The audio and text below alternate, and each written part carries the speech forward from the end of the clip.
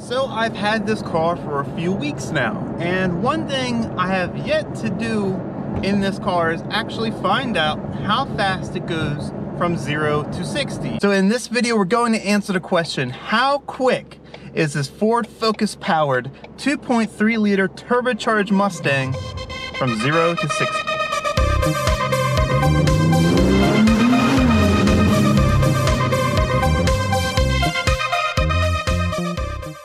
So honestly, I have not one clue how fast this car is going to accelerate from 0 to 60. Power-wise, it's capable of doing it in the 4-second range.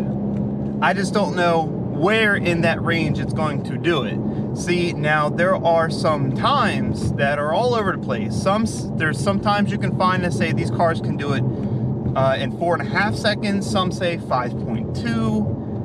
Which I don't know. I don't know what to believe. And I'm not sure, in order to get that 4.5 second run, you have to have the handling package with the MagneRide, because I know the MagneRide does help when it comes to weight transfer and getting traction on the rear tires. This car is not equipped with the handling package, is not equipped with the MagneRide. So I have no clue if that will make any difference or not. It does have a lot of power for what it is. I think it definitely has the power to be in the 4-second range, traction permitting. Now, even though this is rear-wheel drive, this car, you know, these newer Mustangs seem to have very sophisticated and much better traction control system than, you know, previous generations. So there shouldn't be too much of a performance hit if traction control is used. I think in order to get those times, you have to have traction control on. I will find that out either way.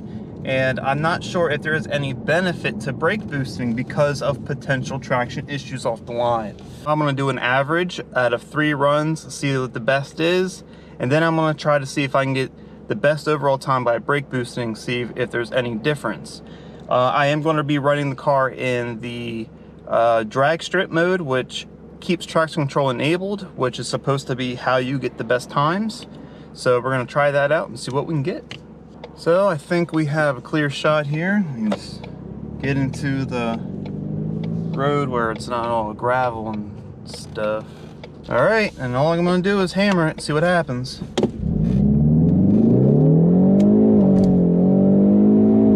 Yeah, definitely losing traction. All right, there it is. It was definitely losing traction there between those shifts. This 10-speed is only saving grace for any good 0 to 60 time. So let's see what it says. 5.55. Okay. Well, that was one set of times I saw. That's a full second slower than the 4.5 I was hoping for. But there was a couple times traction control had to intervene that it was spinning. So I have the tire pressure set the way the car is supposed to be set at, which is 32 psi for these Pirelli Pre-Zeros. That's exactly the way this car is supposed to be set up. I mean, this is a test to see how this car is exactly from Ford. So, all right, we're gonna give it a go again. This is run number 2.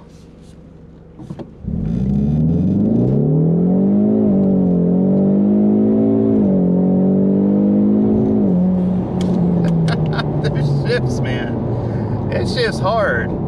It's hard to believe it's a little 2.3, man. This engine has a lot of power for being what it is, especially with this 10-speed. It moves along pretty good.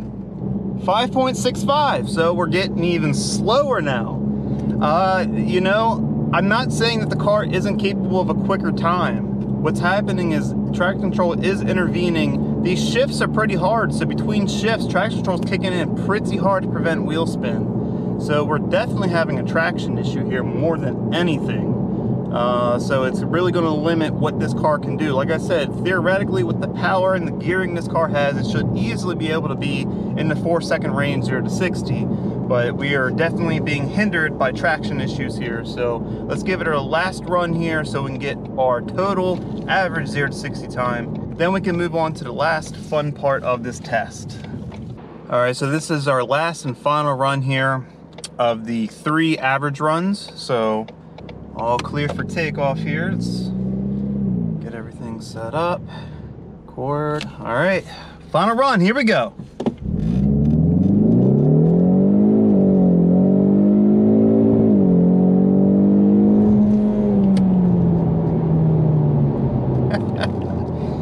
Every run, it feels like it's getting faster, even though I know it's not. It's just like, it feels, I don't know, I guess the transmission's doing its thing, learning the shifts, because I don't drive in drag strip mode. I drive in normal mode or Sport Plus or track mode if I'm feeling saucy, but never have I actually driven this car in drag strip mode yet. So I think that definitely has the hardest shifts out of the bunch. That's the fun one right there when it comes to the shifting. And that was the slowest run too. 5.91 seconds. It's because, like I said, it feels quicker, but it's losing traction so much. It's cutting so much between the 1-2 and the 2-3 gear shift. After that, it doesn't really have much problems once it's up to speed, but it is really struggling there in the 1-2-3 shift. So I'm gonna do this last run here, see what we can do. I'm gonna perform this run in Track Plus mode, which keeps traction control off, and of course in Sport mode. And I wanna see what happens. Hopefully the car doesn't get too squirrely and I can keep it straight and keep the run going. And then we'll pull over, we'll calculate our times and get our average for our 0 to 60 runs. All right, so ready for our last run here of the day. All right, here we go.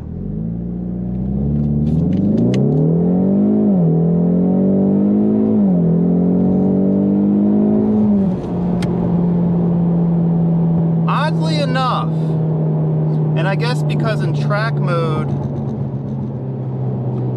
the transmission isn't shifting as aggressively as in drag strip mode, it had no problems between gear shifts like it did before.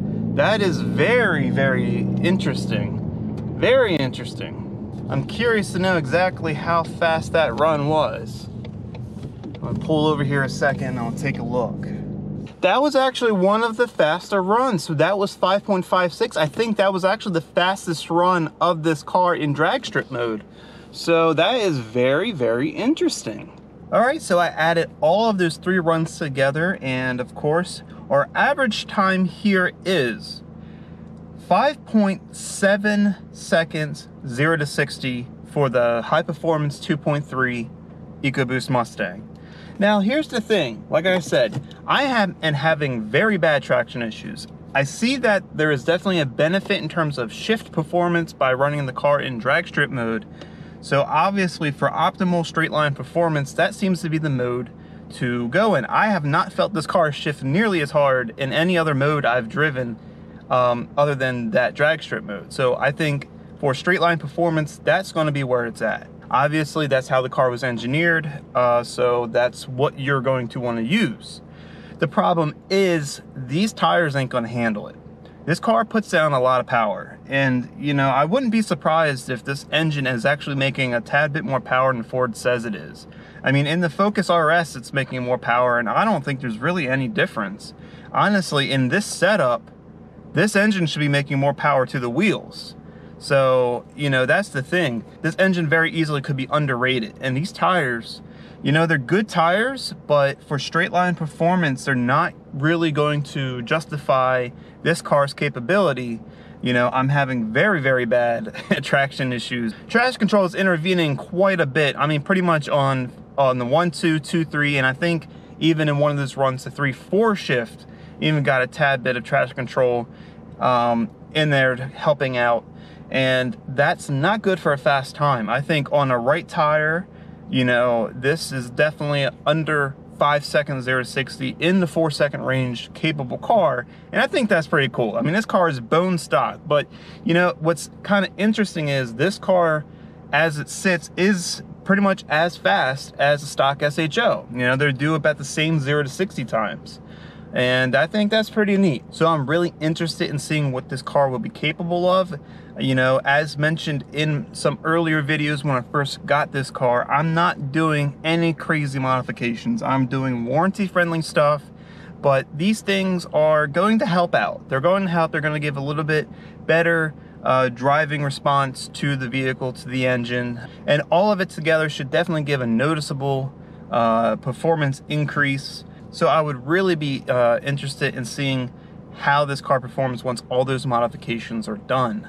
However, it seems that if I really want to know how well this car is going to do 0 to 60, I need to be on a prep surface. And eventually, you know, when I have time, I will try to get this car to the track and get my times there. So I'm on a, you know, prep surface and whatnot. I'd be interested to know how this car does in the quarter. So that will be fun as well. So always keep a lookout for that. All right, so that is it for this video. If you liked the video, please give it a thumbs up, share it with everyone you know, and if you want to see more content like this, then go ahead, subscribe to the channel, and keep a lookout for the next video.